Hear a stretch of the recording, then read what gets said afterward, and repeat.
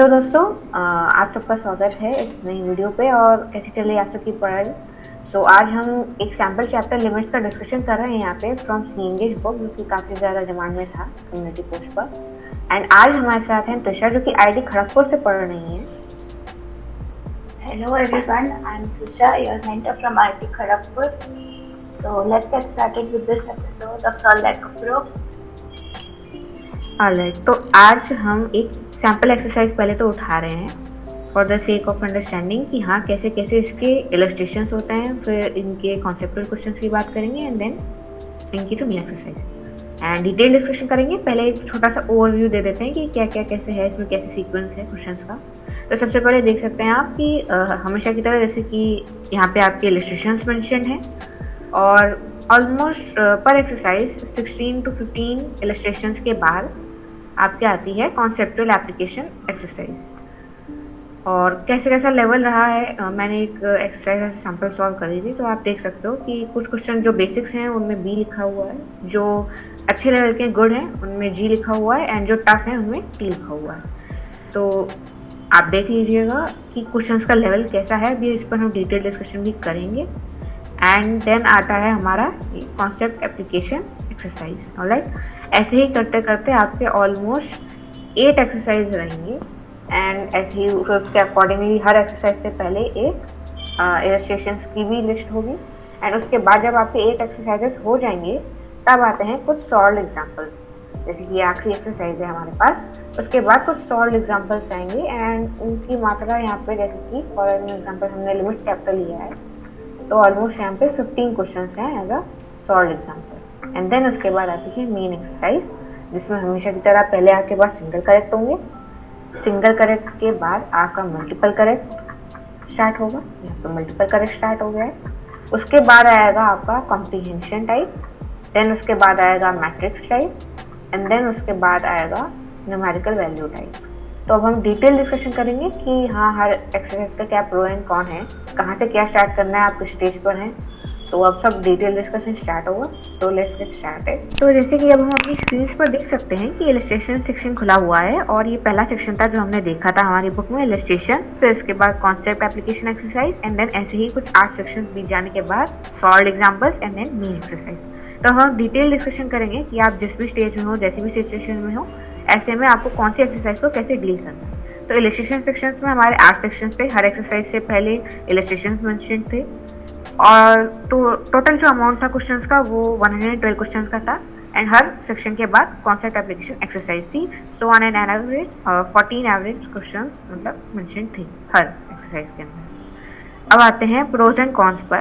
तो प्रोज ये है कि जो भी बच्चे सेल्फ स्टडी कर रहे हैं और वो कोचिंग नहीं जा रहे, किसी भी वैरायटी वीडियो पर ही डिपेंडेंट है, कोई सॉल्व मटेरियल यूज़ नहीं कर रहे हैं, या कोचिंग में जा भी रहे हैं तो उनका जो अपना मैथ्स का सेक्शन है वो लैग कर रहा है और समझ नहीं आ रहा, उन सारे बच्चों के लिए ये सेक्शन बहुत अच्छा है। एंड ये जो पूरा इलस्ट्रेशन बेस्ड है, ये पूरी बुक है, इसका जो हर एक पार्ट है इसको हमने काफ़ी अच्छे से पूरे 1 हफ्ते तक समझा है, रिसर्च किया है एंड तब आपको बता रहे हैं कि वो सारे बच्चे जो किसी भी कोचिंग मॉड्यूल पर डिपेंडेंट नहीं है या सेल्फ स्टडी पर डिपेंडेंट हैं, वाईटी डिपेंडेंट हैं, वो सारे बच्चे इस बुक को बहुत ही रिलीजियसली फॉलो कर सकते हैं। कौन सी ये रहेगा जो हमें लगा पूरे रिसर्च के बाद कि जो बच्चे ऑलरेडी किसी डिसेंट लेवल पर हैं, जिन्होंने ऑलरेडी कोचिंग के कुछ मॉड्यूल सॉल्व कर रखे हैं, जिनको बेसिक आइडिया है चैप्टर्स के बारे में, उन बच्चों के लिए क्वेश्चंस का अमाउंट बहुत ज़्यादा हो सकता है। बिकॉज ऑफकोर्स आपके 112 क्वेश्चंस तो अकेले इलस्ट्रेशंस के लिए, फिर उसके बाद concept application exercise, solve examples and main exercise रहेगी। तो जो बच्चे ऑलरेडी एक डिसेंट लेवल पर हैं उनको कैसे इस एक्सरसाइज को डील करना है वो अभी हम आगे बात करेंगे, लेकिन फिलहाल के लिए हम उसे कॉन में काउंट करते हैं कि हाँ काफ़ी सारे क्वेश्चन हैं तो वर्कलोड रहेगा। और वो सारे बच्चे जो किसी और मटेरियल को इतना ज़्यादा रिलीजियसली फॉलो नहीं कर रहे, उनके लिए ये बुक बहुत अच्छी है। उनको इलस्ट्रेशंस 1 by 1 सॉल्व करना है। अब कैसे करना है, क्या तरीका से फॉलो करना है, वो अब हमें त्रिशा बताएंगे। ओके, सो इलस्ट्रेशन सॉल्व करने के लिए हमने आपके लिए 2 मेथड्स बाइफिकेट किए हुए हैं, जिसको हमने नाम दिया है I1 और I2 मेथड। जो हमारा फर्स्ट मेथड है, जिसको हम यहाँ से I1 मेथड बोलेंगे, उसमें हम आपको सजेस्ट कर रहे हैं कि आप इलस्ट्रेशंस के जो एग्जाम्पल्स हैं उन सारे इलस्ट्रेशंस को अच्छे से 1 by 1 फॉलो करोगे, एंड टू एंड सॉल्व करोगे उनको। और ये एंड टू एंड सॉल्व करने से एक तो आपकी सिली मिस्टेक्स काफ़ी हद तक कम हो जाएगी मैथ्स में स्पेशली ये आदत आपको होनी चाहिए कि आप क्वेश्चन के आंसर के एंड तक पहुंचो और ऑप्शन मैच करो, ठीक है। और यहाँ पे जब आप इलस्ट्रेशन सॉल्व कर रहे हो तो आप सोल्यूशंस को छुपा कर सॉल्व करोगे। सोल्यूशंस देख के क्वेश्चन सॉल्व करने का कोई सेंस नहीं बनेगा यहाँ पे। और हर इलस्ट्रेशन के सेक्शन के बाद जो कॉन्सेप्ट एप्लीकेशन एक्सरसाइज होगा, आप उसको स्किप कर सकते हो अगर आपने सारे एग्जाम्पल्स अच्छे से सॉल्व किए हुए हैं। और जो सेकेंड मेथड है, जिसको हम यहाँ से I2 मेथड बोलेंगे, उसमें आप इलस्ट्रेशंस जो हैं उनको आप ऑल्टरनेटली सॉल्व करोगे। मतलब फर्स्ट क्वेश्चन किया तो फिर next third question and fifth question and so on. और जो कॉन्सेप्ट एप्लीकेशन एक्सरसाइज होगा हर सेक्शन के बाद, उसको आप अच्छे से सॉल्व करोगे सारे क्वेश्चंस लास्ट तक। और इससे आपको जो फ़ायदा होगा हमारे हिसाब से वो ये कि अगर आप ऐसे बच्चे हो जिसको सोल्यूशन छिपाने में ज़्यादा दिक्कतें हो रही है, जो सोल्यूशन रेजिस्ट नहीं कर पाते हो, तो आप इससे फ़ायदा ले सकोगे, क्योंकि आपको कॉन्सेप्ट एप्लीकेशन में इमीडिएटली सोल्यूशंस नहीं दिखेंगे नीचे। सो ये दो मेथड हैं जो आप यूज़ कर सकते हो इलस्ट्रेशंस को सॉल्व करने के लिए। बिल्कुल, ये दोनों तरीके I1 I2 मेथड हैं, अपनी जगह अच्छे हैं। या आपको डिसाइड करना होगा कि आपके लिए कौन सा तरीका बेस्ट रहेगा। अगर आप सॉल्यूशंस को रेजिस्ट कर पाते हो तो आप सॉल्व एग्जांपल्स को अच्छे से सॉल्व करिए एंड कॉन्सेप्ट एप्लीकेशन एक्सरसाइज को स्किप कर दीजिए। अगर नहीं कर पा रहे हैं देन आप सॉल्व एग्जांपल्स को अल्टरनेटिवली सॉल्व करिए and then concept application based exercise को काफ़ी अच्छे से करिए। तो ये हमारे दो I1 I2 मेथड रहेंगे, ध्यान रखिएगा। ओके, सो एक्सरसाइज शुरू करते हैं हम, जिसमें हमने देखा था कि पहले सिंगल करेक्ट होंगे। इस चैप्टर के लिए सिंगल करेक्ट 76 थे, देन मल्टीपल करेक्ट उसमें 18 क्वेश्चन थे इस चैप्टर के लिए, एंड कॉम्प्रीहेंशन जिसमें 20 क्वेश्चन थे, 5 मैट्रिक्स टाइप क्वेश्चन थे, एंड देन 23 सब्जेक्टिव या बोले तो न्यूमेरिकल। तो अब चलिए डिस्कशन करते हैं इस बेसिस पर कि आपको एक्सरसाइज कैसे सॉल्व करनी है and exercise along with illustrations and concept application based exercise कैसे सॉल्व करनी है, यानी कि सब कुछ कैसे अरेंज करना है। आप चाहे किसी भी स्टेज पर हो, आप चाहे किसी कोचिंग जा रहे हो, नहीं जा रहे हो, 11th में हो, 12th में हो, ड्रॉप में हो, आपका 0 बेसिक्स है, ऑलरेडी बेसिक्स पर एक डिसेंट कमांड है, उन सारे केसेस को हम बनाएंगे एंड वी एक्सपेक्ट कि कोई और केस नहीं रह गया होगा। तो वो सारे बच्चे जो किसी भी सिचुएशन में हैं, वरी ना करें। इस वीडियो के बाद हम एटलीस्ट आपको इतना तो क्लियर कर देंगे कि अगर आप ये बुक कर रहे हो तो यहाँ से आपको प्रो कैसे बनना। तो let's discuss over E2 and E1 method. Over to you Trisha. Okay, so illustration solve करने के बाद जब आप एक्सरसाइजेस पे आओगे तो एक्सरसाइज सॉल्व करने के लिए भी हमने आपको दो मेथड्स दे रखा है यहाँ पे, जैसा कि आप देख रहे हो, E1 और E2 मेथड। E1 मेथड में भी हमने दो केसेस बना रखे हैं। अगर आप कोई बुक फॉलो नहीं कर रहे हो, जो कि आपका केस 1 हो जाएगा, तो आप सिंगेज बुक को रिलीजियसली फॉलो करोगे, उसके सारे एग्जाम्पल, सारी एक्सरसाइजेस सॉल्व करोगे। और अगर आप कोई और बुक फॉलो कर रहे हो साथ में, तो आप या तो आपको टॉपिक स्ट्रॉन्ग करने के लिए आप इसको यूज़ कर सकते हो, या फिर पूरे चैप्टर को स्ट्रॉन्ग करने के लिए। अगर आपको पूरा चैप्टर स्ट्रॉन्ग करना है इससे, तो आप एक्सरसाइजेस को प्रायोरिटी पे रखोगे इंस्टेड ऑफ द इलस्ट्रेशंस। और अगर आप एक स्पेसिफिक टॉपिक में अटक रहे हो, फिर आप इलस्ट्रेशंस को प्रायोरिटी पे रख के उससे आप अपने उस टॉपिक को स्ट्रॉन्ग बना सकते हो। ये था आपका मेथड E1।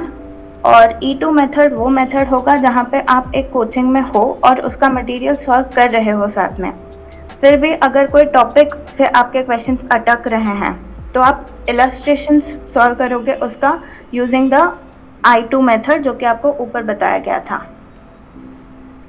एग्जैक्टली एंड एक बार फिर से समराइज कर देते हैं, जैसे कि बहुत सारे क्वेश्चंस हैं और ऑब्वियसली वर्कलोड लगेगा, तो इसलिए हमने यहाँ पे डिवाइड किया है उन बच्चों में जो बच्चे किसी और जगह से भी क्वेश्चन सॉल्विंग कर रहे हैं और वो बच्चे जिनकी अभी फिलहाल कहीं से प्रैक्टिस नहीं हो रही क्वेश्चन की। तो अगर आप ऑलरेडी कहीं से सॉल्व कर रहे हो, जैसे हमने यहाँ पे तत्व मेंशन किया है कि आपने अगर तत्व की एक्सरसाइज 1 एंड 2 सॉल्व कर दी है वेदांतु से, देन अगर आप फिर भी चाह रहे हो कि आपका कोई टॉपिक वीक हो गया, मान लो आपका एल हॉपिटल कमजोर रह गया है, देन आप जाओ एल हॉपिटल के सारे क्वेश्चंस अच्छे से सॉल्व और कॉन्सेप्ट एप्लीकेशन बेस्ड सॉल्व करो। I2 मेथड से करो, I1 मेथड से करो, वो कम्प्लीटली आपकी चॉइस रहेगी। एंड अगर आप किसी और बुक के डिपेंडेंट नहीं हो, सहारे नहीं हो, देन आप इस बुक को रिलीजियसली फॉलो करो, यानी कि अच्छे से इलस्ट्रेशंस करो एंड कॉन्सेप्ट एप्लीकेशन करो। अगेन I1 I2 आपका तरीका रहेगा, देन उसके बाद एक्सरसाइजेज अच्छे से करो। बट अगेन फिर से एक डिवीजन आएगा इसी मेथड में कि अगर आप उन बच्चों में से हो जिन्होंने ऑलरेडी कोई बुक सॉल्व कर रखी है, एक डिसेंट आइडिया है चैप्टर से रिलेटेड, स्टिल आपको लगता है कि उस चैप्टर पे इतना ज़्यादा कमांड नहीं है एंड आपको अच्छे क्वेश्चन, अच्छे लेवल के क्वेश्चन चाहिए, देन क्योंकि हमारे एक्सरसाइजेस का लेवल, जो चैप्टर एंड एक्सरसाइजेस है उनका लेवल बहुत अच्छा है illustrations and concept application based exercise के कंपैरिजन में, तो वो बच्चे जिनको पूरा चैप्टर स्ट्रॉन्ग करना है वो सब कुछ छोड़कर इस बुक से सिर्फ और सिर्फ मेन एक्सरसाइज यानी कि चैप्टर एंड एक्सरसाइज सॉल्व करें अच्छे से। एंड अगर आपका पूरा चैप्टर अच्छा है बट कोई स्पेसिफिक टॉपिक वीक हो रहा है, मॉक टेस्ट में लग रहा है कि ये टॉपिक बार बार गलत हो रहा है, तो फिर आप उस टॉपिक को स्ट्रॉन्ग करने के लिए इस बुक से illustration and concept application based exercise solve करिए। अगेन I1 एंड I2 तरीका आपका चॉइस रहेगा कि आपको कैसे illustration and concept application follow करना है, कैसे करना है आपको पूरी एक्सरसाइज। तो अब आगे बढ़ते हैं, moving on to the next point कि एक्सरसाइज के प्रोज एंड कॉन्स क्या रहेंगे। तो जैसा कि अभी डिस्कस किया कि जो हमारे चैप्टर एंड एक्सरसाइज है उसका लेवल काफ़ी अच्छा है, बेटर देन है जो हमारे कॉन्सेप्ट एप्लीकेशन बेस्ड एक्सरसाइज थी एंड जो इलस्ट्रेशन से। कौन से रहेगा कि डेफिनेटली बार बार क्वेश्चन का जो अमाउंट है वो बढ़ता जाएगा, तो आप थोड़ा सा मतलब वर्कलोड फील कर सकते हो, बट वो कौन आपके लिए कौन रहा है इसीलिए हमने पूरा डिस्कशन किया है और अभी दोबारा से इस चीज़ पर डिस्कशन करेंगे कि हाँ ये कौन को भी आपको कैसे अपने लिए प्रो में बदलना है, क्योंकि क्वेश्चन ज़्यादा होना उसकी कैसे छटनी करनी है एंड कैसे क्वेश्चन का सिलेक्शन आपको करना है आपके स्टेज पर के अकॉर्डिंग कि आप किस लेवल पर हो, वही अब हम यहाँ पे डिस्कस करेंगे। So owing to Tushar again. Okay, अगर यहाँ पे हमने आपके लिए दो केसेस बना रखे हैं, या तो आप उस सिचुएशन में हो जहाँ पे आपके पास टाइम बहुत ही कम है, या फिर आप उस सिचुएशन में हो जहाँ पे आप अपने प्रेप के बिगिनिंग स्टेज पे हो और आपके पास सफिशिएंट टाइम है सॉल्विंग करने के लिए। अगर आप उस कैटेगरी में हो जहाँ पे आपके पास टाइम कम है, तो आप सिर्फ अपने वीक टॉपिक्स के क्वेश्चंस को प्रायोरिटी पे रखोगे, और अगर आपको क्वेश्चंस रिपीट हो रहे दिख रहे हो तो आप उसमें से सिलेक्टिवली चूज़ करके क्वेश्चन सॉल्विंग करोगे। और अगर आप उस सिचुएशन में हो जहाँ पे आपके पास सफिशिएंट टाइम है, तो जैसे कि आपको ऊपर बताया था E1 मेथड और E2 मेथड, आप उसमें से अपने हिसाब से एक मेथड फॉलो कर सकते हो एंड टू एंड। बिल्कुल, तो ये तो बात हो गई उन बच्चों के लिए जो कहते हैं कि उनके पास टाइम कम बचा है, या वो बच्चे जिनको अभी लगता है कि हाँ अभी उनके पास एडिक्वेट अमाउंट ऑफ टाइम है। हम डिस्कशन करेंगे 11th 12th and dropper section के बच्चों का, क्योंकि हर सेक्शन के बच्चों की अपनी समस्याएं होती हैं। तो यहाँ पर फिर से हमने आपकी कैटेगरी पर डिवीजन किया है। अगर आप उन बच्चों में से हो जो ऑलरेडी कोचिंग जा रहे हैं, वहाँ के मॉड्यूल्स को अच्छे से सॉल्व कर रहे हैं, या YT से क्वेश्चन सॉल्विंग कर रहे हैं, तो उन सारे बच्चों को, वो चाहे 11th में हो, 12th में हो, ड्रॉप आउट में, रिस्पेक्टिव ऑफ कि वो किस स्टेज में है, आपको ये खुद डिसाइड करना है इस बुक को सॉल्व करते टाइम कि आपकी करंट सिचुएशन क्या है। आप E1 में हो, E2 में, आप जिस भी सिचुएशन में लैक करते हो उसके अकॉर्डिंग आप E1 एंड E2 मेथड को फॉलो करो। बिकॉज हमने E2 मेथड उन सारे बच्चों के लिए बनाया था जो कहीं से सॉल्विंग कर रहे हैं, उनकी अच्छे से कोचिंग में पढ़ाई चल रही है एंड उनको और कमांड करना है या किसी टॉपिक को स्ट्रॉन्ग करना है। एंड E1 मेथड हमारे उन सारे बच्चों के लिए था जो या तो कोचिंग जा भी रहे हैं तो उनकी बहुत अच्छे से तैयारी वहाँ पे नहीं हो पा रही, या उनको बेसिक आइडिया चैप्टर्स के बारे में नहीं है, या फिर उन्हें अपने चैप्टर को और स्ट्रॉन्ग करना है अगर वो सॉल्व कर रहे हैं। तो आपको अपने बेसिस पर E1 and E2 method decide करने हैं। फिर आता है उन बच्चों का डिवीजन जो किसी कोचिंग में नहीं जा रहे हैं, कोई YT से सपोर्ट भी नहीं ले रहे हैं, कंप्लीटली सेल्फ स्टडी पर रिलाय कर रहे हैं एंड बुक डिपेंडेंट है। तो उन सारे बच्चों के लिए थोड़ा सा डिवीजन आएगा अगर आप 11th के हो और आप 12th और ड्रॉपर के हो। 11th के बच्चे क्योंकि आपके पास सारा टाइम होता है, एडिक्वेट अमाउंट ऑफ टाइम है, तो आप अच्छे से I1 method plus E1 method follow करिए, या अच्छे से I2 method plus E2 method follow करिए। दोनों मेथड अच्छे रहेंगे। आपको अपने बेसिस पर डिसाइड करना है कि आपका दिमाग किस तरीके से अच्छे से सिंक हो पाएगा बुक के साथ। बट जो 12th एंड ड्रॉपर्स के बच्चे हैं उनके पास क्योंकि टाइम की कमी रहेगी, तो उनको थोड़ा अलग तरीका फॉलो करना होगा कि अब वो कैसे तरीका फॉलो करना होगा, किस प्रोसीजर में रहेगा, क्या सीक्वेंसिंग रहेगी क्वेश्चन को सॉल्व करने की, वो हमें तुषार बताएंगे। 12th में अगर आप उस सिचुएशन में हो जहाँ पे आप 0 से स्टार्ट कर रहे हो, तो आप M1 मेथड फॉलो करोगे, जहाँ पे आप पहले उस टॉपिक के वीडियो लेक्चर से एक बेसिक आइडिया ले लो और उस टॉपिक को समझ लो। उसके बाद आप इलस्ट्रेशंस के लिए I1 या I2 मेथड फॉलो कर सकते हो। और अगर आप उस कैटेगरी के स्टूडेंट्स हो जिन्हें एक बेसिक आइडिया है टॉपिक का और आपके पास टाइम कम है, तो आप डायरेक्टली चैप्टर के एंड एक्सरसाइज पर आ जाओ, और अगर आपसे एंड एक्सरसाइज सॉल्व ना हो रही हो, फिर आप वापस इलस्ट्रेशंस पे जाके उसको सॉल्व करके अपना कॉन्फिडेंस गेन कर लो और फिर एंड एक्सरसाइज पे आ जाओ। तो बिल्कुल ये हमारा तरीका रहा उन सारे बच्चों के लिए जो सेल्फ स्टडी कर रहे हैं, किसी और मटेरियल पर डिपेंडेंट नहीं है। तो 11th वाले बच्चे पूरा I1 प्लस E1 या I2 plus E2 method follow करें, और जो 12th एंड ड्रॉपर्स वाले बच्चे हैं, अगर वो 0 से स्टार्ट कर रहे हैं, उन्हें लग रहा है अगर उनका पुराना बैक सब कुछ कूल है, देन वो मेथड 1 फॉलो करेंगे, अच्छे से पहले बेसिक्स क्लियर करेंगे वीडियो से, देन I1 I2 पे आएंगे एंड देन अपनी मेन एक्सरसाइज पर आएंगे।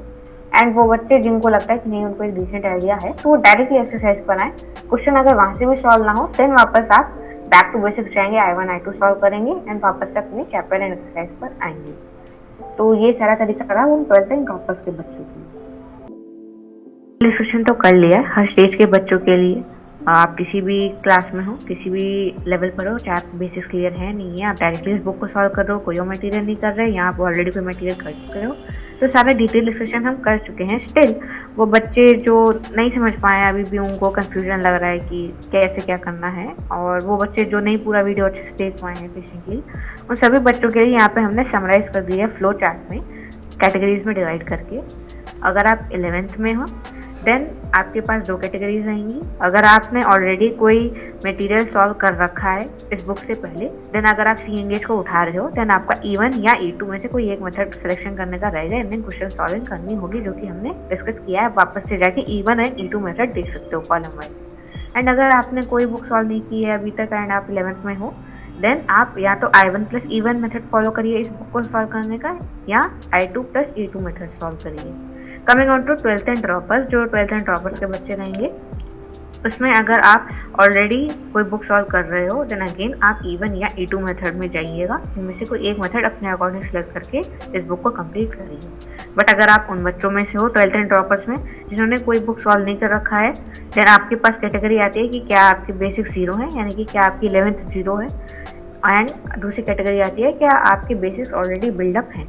तो अगर आप उन बच्चों में से हो 12th एंड ड्रॉपर्स में जो कोई बुक सॉल्व नहीं कर रहे हैं, कोई मटेरियल पे डिपेंडेंट नहीं है, सीधे इस बुक को उठा रहे हैं एंड बेसिक्स भी 0 हैं, देन आप M1 मेथड फॉलो करिए, जो कि हमने डिस्कस किया था। एंड अगर आपके पास बेसिक मेथड ऑलरेडी अच्छे से डेवलप्ड है, आपको डिसेंट आइडिया है चैप्टर्स के बारे में, देन आप M2 मेथड के थ्रू इस बुक को कंप्लीट करेंगे। M1 M2 क्या था, वापस से पीछे जाके कॉलम में देखिए, PDF प्रोवाइड कर दी जाएगी डिस्क्रिप्शन में। तुषा अब कुछ चीज़ें ऐड कर देंगी जो उन्हें लगता है अपना एक्सपीरियंस है, so please Tusha. We hope कि आपको इस वीडियो से क्लैरिटी आ गई कि आपको ये बुक कैसे सॉल्व करना है, इरिस्पेक्टिव ऑफ आप किस सिचुएशन में हो, 11th में हो, 12th में हो, ड्रॉपर हो, कोचिंग जा रहे हो नहीं जा रहे हो। हमने सारे केसेस को मैथमेटिकली डिवाइड करने की कोशिश की है। आई होप इससे आपको काफ़ी हेल्प मिल जाएगी, और फ्लो चार्ट अच्छे से समराइज़ कर दे रहा है सब कुछ। तो बस लग जाओ, शुरू हो जाओ और कंटिन्यू रखो अपनी प्रेप को। एंड बिल्कुल हमने काफ़ी सारा रिसर्च करके, टाइम स्पेंड करके आपके लिए ये पूरा निष्कर्ष निकाला है, पूरा समराइजेशन निकाला है। तो हम चाहेंगे कि आप इसको अच्छे से यूटिलाइज करें। वो सारे बच्चे जो भी इस बुक को उठाने जा रहे हैं, सेम बुक को, इसका कंप्लीट आउटपुट लें। एंड उसी के लिए हमने ये पूरा मेथड डिस्कस किया है कि आप किसी भी स्टेज में हैं तो आपको कोई दिक्कत ना है इस बुक को सॉल्व करने की, ना तो टाइम इशूज़ आएँ और ना ही लेवल इशूज़ आएँ। तो बस आज के लिए इतना ही था। फिर मिलते हैं किसी अगले वीडियो में किसी अगले बुक या स्ट्रेटेजी के साथ। टिल देन अपना ध्यान रखिए and all the very best.